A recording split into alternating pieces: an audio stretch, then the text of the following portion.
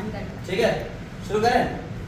चलिए, आज हम लोग जो बात करने जा रहे हैं वो बात करेंगे पीसीआर की। अब क्वेश्चन आता है पीसीआर की फुल फॉर्म क्या होती है? तो फुल फॉर्म होती है polymerase chain reaction. Polymerase chain reaction.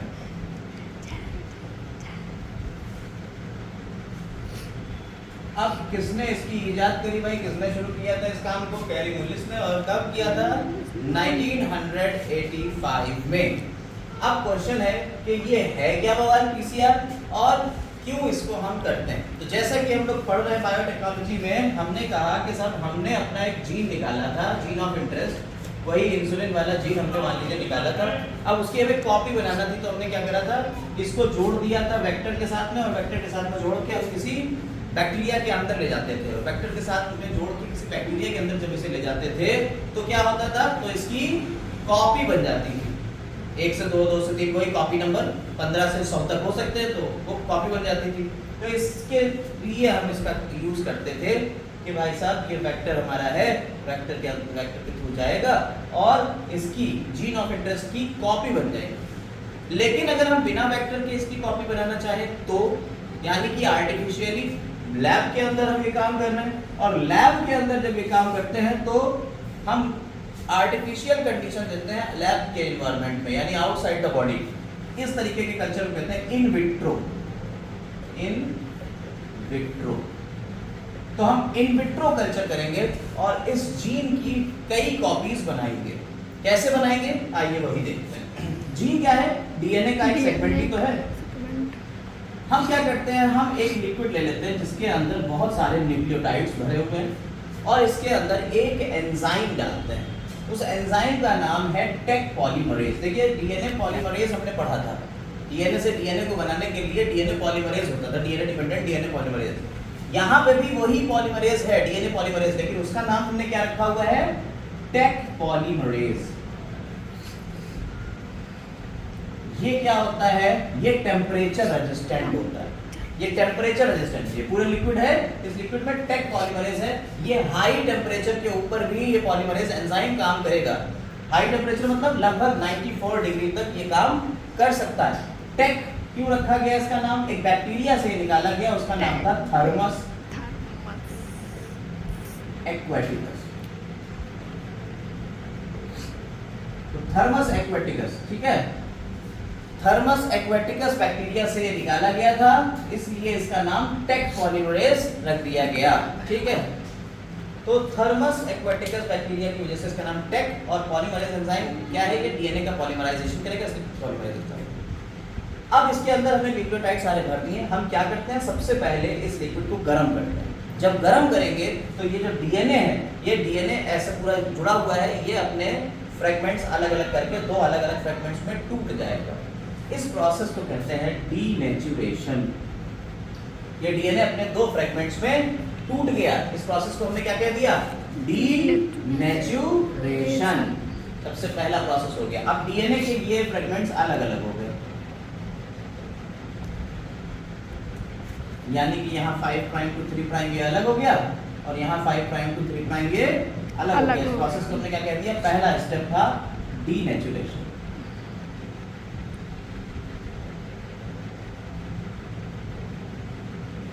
ठीक है, इसके बाद हमने यहीं पे डीएनए के पॉलीमराइजेशन से पहले, देखिए डीएनए पॉलीमरेज एंजाइम के दो नखरे होते हैं, हमने आपको बताए थे। डीएनए पॉलीमरेज एंजाइम के क्या होते हैं? दो नखरे होते हैं। क्या? पहला नखरा तो ये है वो स्टार्ट नहीं करेगा, और दूसरा नखरा क्या है? वो हमेशा नई चेन बनाएगा 5 प्राइम टू 3 प्राइम। याद है?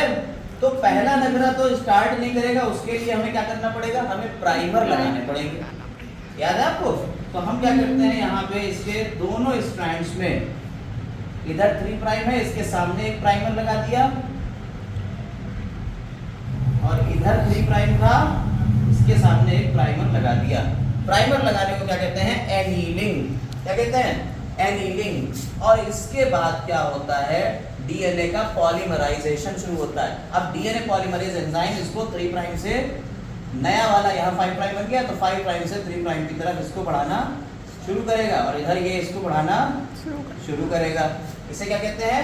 पॉलीमराइजेशन, यानी डीनेचुरेशन, एनीलिंग, और ये जो अगला स्टेप है, लास्ट स्टेप, एक्सटेंशन। पॉलीमराइजेशन का मतलब क्या है? एक्सटेंशन, एक्सटेंड कर दिया, ठीक है। ये 3 स्टेप मिले, और यही 3 स्टेप, लेकिन यहाँ पे हम इसको नहीं दिखाएंगे, हम इसको थोड़ा सा अगले स्टेप में यहाँ दिखा देंगे।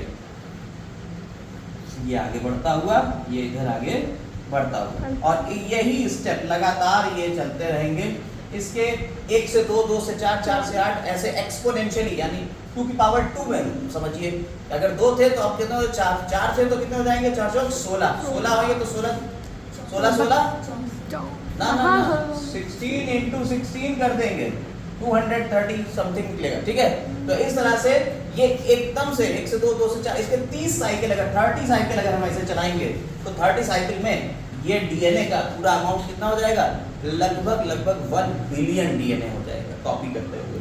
कितना हो जाएगा? 1 बिलियन, लगभग 1 बिलियन, ठीक। अब इस तरह से हमने क्या करा? बिना किसी कोशिका के यूज करके, बिना किसी सेल का यूज करे, हमने आर्टिफिशियली लैब में ही इस डीएनए के अपने डिजायरेबल जीन के कई कॉपी बना ली, 1 बिलियन तक बना ली within a second. Temperature कितना रखते हैं, क्या होता है, आइए उसके ऊपर। इसीलिए इसे पॉलीमराइजेशन कर दिया है, चेन है, अपनी एक रिएक्शन हो रही है, इसलिए इसका नाम रख दिया पॉलीमरेज चेन रिएक्शन। किसने इसकी डिस्कवरी करी? कैरी मुलिस ने। कब? 1985 में। इन विट्रो कल्चर है ये, और इन विट्रो यानी लैब में होता है, आर्टिफिशियल कंडीशन के अंदर। कैसे करते हैं? फिर से एक बार, सबसे पहला स्टेप डीनेचुरेशन, दूसरा स्टेप एनीलिंग, जिसमें पॉलीमरेज एंजाइम जुड़ेगा, सॉरी प्राइमर आके जुड़ेगा, और फिर पॉलीमरेज एंजाइम। कौन सा पॉलीमरेज देते हैं? टेक पॉलीमरेज, और वो उसको एक्सटेंशन करा देता है, यानी कि डीनेचुरेशन, एनीलिंग और एक्सटेंशन। टेक पॉलीमरेज को हम कहां से निकालना है? थर्मस एक्वेटिकस है, ये टेम्परेचर रेजिस्टेंट होता है। हम क्या करते हैं? इस पूरे सॉल्यूशन को गर्म करते हैं। कितने डिग्री सेंटीग्रेड तक? लगभग 72 डिग्री सेंटीग्रेड तक, 72 डिग्री सेंटीग्रेड तक इसे हम गर्म कर देते हैं। गर्म करने में क्या होता है? डीएनए के दोनों पार्ट, हाइड्रोजन बॉन्ड टूट जाएंगे और डीएनए के दोनों पार्ट अलग अलग हो जाएंगे, इसे कहते हैं डीनेचुरेशन। और इतने ही गर्म टेम्परेचर के ऊपर इन्हें दोनों को अलग रखना है ना, तो 72 डिग्री को तो बनाए रखना पड़ेगा, और उसी के ऊपर इस पॉलीमरेज एंजाइम से काम भी लेना है। हम लोगों का टेम्परेचर होता है 38 डिग्री सेंटीग्रेड के आसपास, 37 पॉइंट समथिंग, 38 के करीब लगभग हो रहा है। तो अगर 37 पॉइंट समथिंग हमारा टेम्परेचर है, और ये कितने पे काम कर रहा है? 72 डिग्री पे। सोचिए कितने ऊपर काम कर रहा होगा। तो एक खास एंजाइम चाहिए होगा, नॉर्मल एंजाइम काम नहीं कर सकता है। वो खास एंजाइम थर्मस एक्वेटिकस एक बैक्टीरिया है, उससे निकलता है, temperature resistant DNA polymerase enzyme है, टेक पॉलीमरेज, इसकी वजह से काम होता है। आइए यहाँ पे देख लीजिए जरा सा, इसमें बुक में आपके दिया हुआ है, ये स्टेप बुक में दिए हुए हैं, इसको देख लीजिए। सबसे पहला काम यहाँ देखिए, डीनेचुरेशन हो रहा है, ठीक है। हिंदी में क्या कह रहे हैं? निष्क्रियण, ठीक है, यानी कि डीएनए के दोनों स्ट्रैंड अब अलग अलग हो जाएंगे। इसके बाद एनीलिंग, तापानुशीलन, ठीक है। अब यहाँ पे दोनों आके प्राइमर जुड़ गए। इसके बाद टेक पॉलीमरेज ने इसको देखिए एक्सटेंशन यानी प्रसार कर दिया, और यही काम लगभग कितने 30 साइकिल चलेंगे तो 1 बिलियन के करीब ये पूरा एक्सटेंड हो जाएगा। ये पूरी रिएक्शन कहलाती है टेक पॉलीमरेज। यहाँ ये देखिए लिखा हुआ भी है, कौन सा बैक्टीरिया है? थर्मस एक्वेटिकस बैक्टीरिया है, ठीक है। ये थर्मोस्टेबल एम्प्लीफिकेशन कर रहे हैं। किसने करा था? कैरी मुलिस ने इसको 1985 में इसको पूरा करा था, ठीक है। तो देखिए इस तरह से हम लोगों ने बायोटेक्नोलॉजी में पूरी चीज़ें पढ़ी। सबसे पहले हम लोगों ने रिकॉम्बिनेंट डीएनए टेक्नोलॉजी पूरी पढ़ी। रिकॉम्बिनेंट डीएनए टेक्नोलॉजी में हमने एक डिजायर्ड जीन लिया जिसको हमें एम्प्लीफाई करना था, और एक वेक्टर लिया, और उस वेक्टर को हमने किसी बैक्टीरिया के अंदर डाला, और उससे हम प्रोडक्ट लिए। देखिए अभी जो पीसीआर हमने पढ़ा, पीसीआर में सिर्फ जीन एम्प्लीफाई होगा, प्रोडक्ट इससे भी नहीं मिल सकता। प्रोडक्ट मिलने के लिए तो हमें इसे किसी बैक्टीरिया के अंदर डालना ही पड़ेगा। तो याद है ना आपको, हमने आपको इंसुलिन के लिए बताया था, इंसुलिन में ए चेन का जीन होता है, ठीक है, ऐसे बी चेन का जीन होता है इंसुलिन में। तो ए चेन वाले जीन को किसी वेक्टर के साथ में मिला के हम किसी बैक्टीरिया के अंदर डालते हैं, ऐसे ही बी चेन वाले को किसी वेक्टर के साथ मिला के किसी बैक्टीरिया के अंदर डालेंगे, और इन दोनों बैक्टीरिया से, ये तो डीएनए था, हमें क्या मिलेगी? ए चेन मिलेगी, प्रोटीन मिलेगा। ये प्रोटीन मिल गया, ए चेन। ऐसे यहाँ इसमें बी चेन प्रोटीन मिल गई। अब हम क्या करते हैं? इस ए चेन को बाहर निकाल लेंगे और बी चेन को बाहर निकाल लेंगे, और दोनों को डाइसल्फाइड बॉन्ड के थ्रू जोड़ लेंगे और बन जाएगी हमारी इंसुलिन। ठीक है, अब यही काम हमें बड़े पैमाने पे करना है, हमें लार्ज स्केल पे करना है। भाई इतनी मेहनत करी है, लाखों रुपए लगा दिए हैं, तो क्या एक थोड़ी छोटी शीशी बनाई, हमें तो कई लीटर बनाना है। और कई लीटर बनाने के लिए हमें इस पूरे प्रोसेस को एक बड़े से चेंबर में करना पड़ेगा। उस बड़े से चेंबर को कहते हैं बायो रिएक्टर। क्या कहते हैं? बायोरिएक्टर। बायोरिएक्टर। तो ये जो बायोरिएक्टर है, इसमें क्या होता है कि हम ये बैक्टीरिया हमने कौन से लिए थे? ई कोलाई लिए। ये बैक्टीरिया कौन से लिए थे? E coli. भैया बहुत जगहों पे ई कोलाई यूज किया गया है, जैसे हमने बेसेंसर का एक्सपेरिमेंट जब बताया था तब भी ई कोलाई बैक्टीरिया के प्रकार में। ये जो ई कोलाई बैक्टीरिया हैं, इनको क्या करें हम, एक बड़े से टैंक में ले लें। उस टैंक की कैपेसिटी कितनी है? इतनी कैपेसिटी है लगभग 100 से 1000 लीटर, इतनी कैपेसिटी है इसकी। ये 100 से 1000 लीटर तक जो है ये इसको सह सकता है। तो इसमें हमने बैक्टीरिया डाल दिए, एक बैक्टीरिया को डाल दिया ये वाला मान लो, और ऐसे दूसरा टैंक लिया, उसमें दूसरे बैक्टीरिया को डाल दिया हमने। ठीक है, तो इधर क्या होगा, ये बैक्टीरिया आपको पता है ई कोलाई की खासियत, अगर इसे नॉर्मल खाना पीना सब कुछ मिल जाए तो ये दिन दूनी रात चौगुनी तरक्की करता है। 20 मिनट में डिवाइड कर जाएगा, हर 20 मिनट में डिवाइड करते करते वैसे ही ये 2 से 4, 4 से 8 और ऐसे बढ़ते ये फैल जाएगा बहुत ज़्यादा, और बहुत ज़्यादा अमाउंट में आपको कम समय में बहुत ज़्यादा अमाउंट में ए चेन मिल जाएगी। ऐसे ही इधर बहुत कम समय में बहुत ज़्यादा अमाउंट में बी चेन मिल जाएगी। इसको आप बाहर निकाल लीजिए और दोनों को जोड़ के आप अपने कंपनी चलाइए। जो पहली इंसुलिन बनी थी वो पहली इंसुलिन किस नाम से चली थी? ह्यूमुलिन के नाम से, ह्यूमुलिन। और एली लिली एक कंपनी थी अमेरिका की, उसने 1983 ये काम शुरू कर दिया था, ह्यूमुलिन के नाम से बेचना शुरू कर दिया था पहली बार। तो अब बायोरिएक्टर क्या होते हैं, इनके बारे में थोड़ी सी जानकारी आपको बता दें। 2 तरीके के होते हैं, एक स्टीयर टाइप होते हैं और एक स्पार्ज टाइप होते हैं। अब आपको डायग्रामेटिकली समझाने जा रहे हैं, उस डायग्राम को देखेंगे। आए इधर,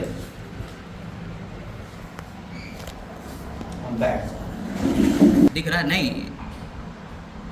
तो देखिए यहाँ 2 तरीके के आपके बायोरिएक्टर हैं। एक तो ये आपका स्टीयर टाइप है, हिंदी में ये कहते हैं स्टीयर टाइप, और ये दूसरा वाला जो है ये स्पार्ज टाइप वाला है। अब स्टीयर टाइप में क्या क्या चीज़ें होती हैं, कैसे होता है, इसके ऊपर हम लोग फोकस करते हैं। देखिए यहाँ पे एक मीटर लगा हुआ है, आप इसको इससे पढ़ सकते हैं कि भाई इसके अंदर कितना प्रेशर डेवलप हो रहा है। इसके बाद इसमें आपका base, acid base pH controller लगा हुआ है कि वो क्या करेगा, कंट्रोल करेगा एसिड और बेस के पीएच को। इसके बाद इसमें क्या लगा हुआ है, इसके बाद इसमें स्टीम फॉर स्टरलाइजेशन, हम इसमें स्टीम डालेंगे ताकि ये स्टरलाइज हो जाए। इसके बाद इसमें फोम ब्रेकर, देखिए ऊपर अंदर पैडल लगे हुए हैं, ये पैडल, ये क्या है, फ्लैट, ये ब्लेड्स हैं। ये क्या करेंगे, ये लगातार घूमते रहेंगे, इसके अंदर जितना भी लिक्विड मटेरियल हमने डाला है वो सारा लिक्विड मटेरियल इसके अंदर, ताकि सब बैक्टीरिया में मिलता रहे, नीचे बैठे ना, इसलिए ऐसे ही नीचे से एयर डालते हैं, स्टेराइल एयर। ये क्या करती है, ये एयर भी उसमें ऑक्सीजन देती रहती है ताकि कल्चर मीडियम में हमारा सारा काम चलता है, ये कल्चर ब्रॉथ है। ठीक, ये फोम ब्रेकर है, अगर झाग बन जाए तो ऊपर से झाग को तोड़ देगा। इस तरह से इसके अंदर बैक्टीरिया को सारा खाना मिलता रहेगा और वो नॉर्मली ये सब काम करता रहेगा। ऐसे ही इधर आते हैं, ये अपना स्पार्ज वाला है। स्पार्ज टाइप जो होता है, इसमें क्या होता है, नीचे से ऑक्सीजन के बुलबुले छोड़े जाते हैं गैस के, तो bubbles dramatically increase the oxygen transfer area. जो नीचे से गैस के बुलबुले छोड़े जा रहे हैं उसमें क्या है, ये इंक्रीज़ कर देते हैं सरफेस एरिया को, ताकि यहाँ पे जितने भी बैक्टीरिया वगैरह हैं वो तेज़ी से ऑक्सीजन इसमें से ले पाए। तो बबल क्या कर रहे हैं, बबल ड्रामेटिकली इंक्रीज़ कर रहे हैं ऑक्सीजन ट्रांसफ़र एरिया। ठीक, और यहाँ पे क्या लगा हुआ है, ये है, देखिए ऊपर की तरफ ये घूमता रहता है। ठीक, नीचे से एयर जाती रहती है और ये पूरा घूमता रहता है। Increase surface area for oxygen transfer, यहाँ पे देखिए ये इंक्रीज हो जाता है surface area for oxygen transfer. ऐसे गैस इंटरमेंट, ठीक है, तो ये आपका हो गया, यहाँ पे गैस फंसी रहती है, कोई दिक्कत इसमें। इस हमारे 2 बायो रिएक्टर हो गए, एक कौन सा है, ये स्टीयर टाइप है, और ये वाला कौन सा है, स्पार्ज वाला है। ठीक, अगला और लास्ट टॉपिक रहता है डाउन स्ट्रीम प्रोसेसिंग। और डाउन स्ट्रीम प्रोसेसिंग क्या होता है, आइए उसको समझ लेते हैं। हम ना पढ़ने वाले छात्र। इतनी मेहनत कर रही है कि तो कम से कम पैसे। Down stream processing last topic जो है, इसमें हम क्या पढ़े। देखिए आपने पूरा अभी निकाल लिया, ए चेन बी चेन निकाल ली, लेकिन तुम्हें क्या पता भाई साहब ये प्योर वाली है कि इम्प्योर है। तब तुम क्या करते हो, इस ए चेन और बी चेन से बनी इस इंसुलिन को क्या करोगे, टेस्ट करोगे। टेस्ट अब टेस्ट करोगे, सबसे पहले बाहर निकालोगे, एक्सट्रैक्ट करोगे, उसके बाद उसे टेस्ट करोगे, टेस्ट करने के बाद उसे पैक करोगे और मार्केट में बेच दोगे। ये पूरा प्रोसेस क्या कहलाता है, डाउन स्ट्रीम प्रोसेसिंग कहते हैं। डाउन स्ट्रीम प्रोसेसिंग कहेंगे। आपने क्या करा, बाहर निकाला, उसे प्योरीफाई किया, उसको टेस्ट किया, उसको पैकेजिंग करी और फिर मार्केटाइजेशन कर दिया। ये पूरा स्टेप क्या कहलाता है, डाउन स्ट्रीम प्रोसेसिंग कहलाता है। बायोटेक्नोलॉजी में हम लोगों ने इतना ही सीखना था और इतना ही हमारा हो गया, पूरा चैप्टर खत्म। उम्मीद को समझ आएगी।